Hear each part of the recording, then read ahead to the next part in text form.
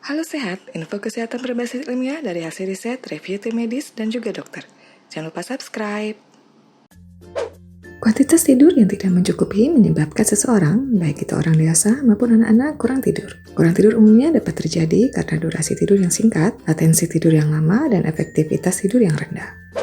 Rata-rata durasi tidur anak-anak di negara industri diketahui telah menurun secara substansial selama beberapa dekade terakhir. Data statistik menunjukkan bahwa sekitar 20-40% anak-anak diketahui mengalami kurang tidur dan setengah diantaranya mengalami masalah secara terus-menerus. Kurang tidur pada anak-anak dapat disebabkan oleh beberapa penyebab berikut ini. Di antaranya, durasi menonton TV. Durasi anak-anak dalam menonton TV diketahui dapat menjadi salah satu penyebab munculnya penurunan kualitas dan kuantitas tidur anak. Hasil penelitian menunjukkan bahwa peningkatan durasi menonton TV pada anak-anak yang berusia 4 hingga 11 tahun dapat meningkatkan kecemasan tidur dan gangguan tidur.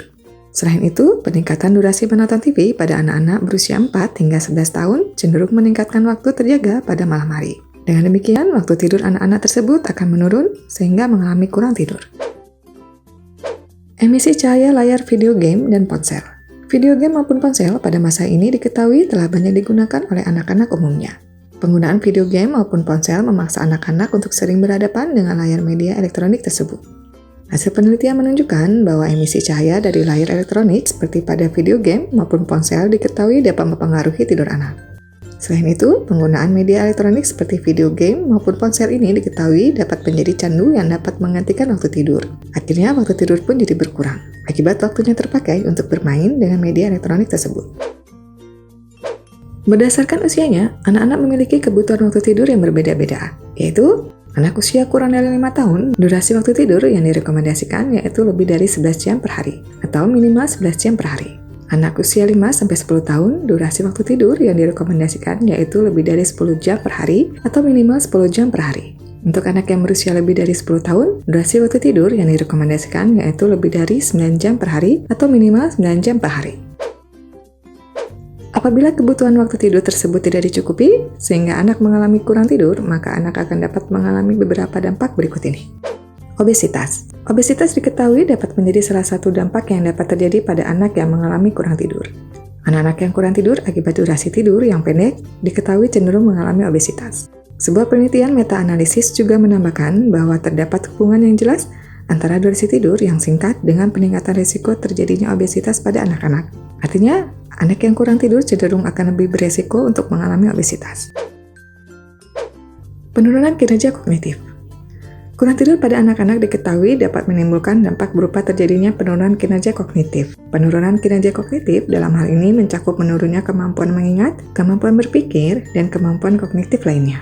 Artinya, anak yang kurang tidur dapat mengalami penurunan kemampuan berpikir maupun dapat menjadi mudah lupa. Depresi. Anak-anak yang mengalami kurang tidur diketahui dapat menimbulkan adanya dampak secara psikologis berupa depresi.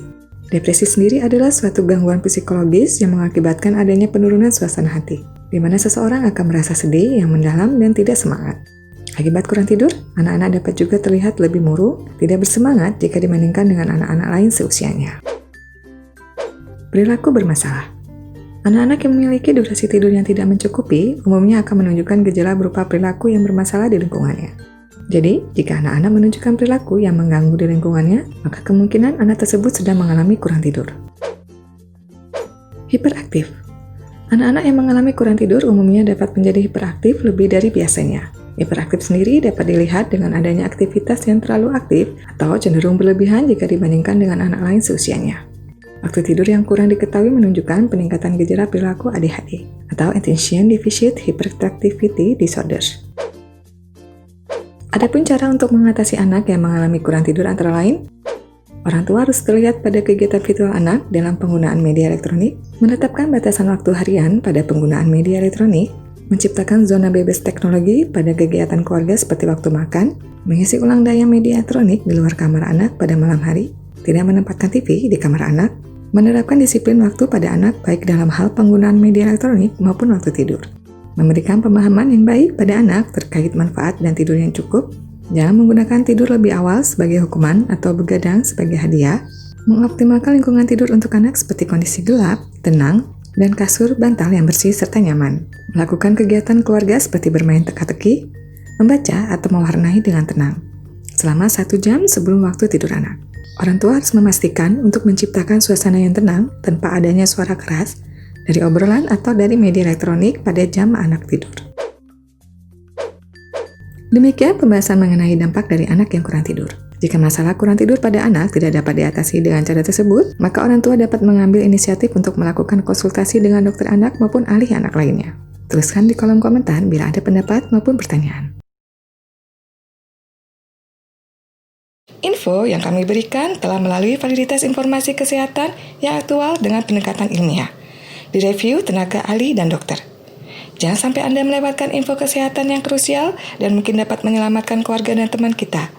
Jangan lupa subscribe dan nyalakan lonceng notifikasi agar tidak ketinggalan info dari Halo Sehat.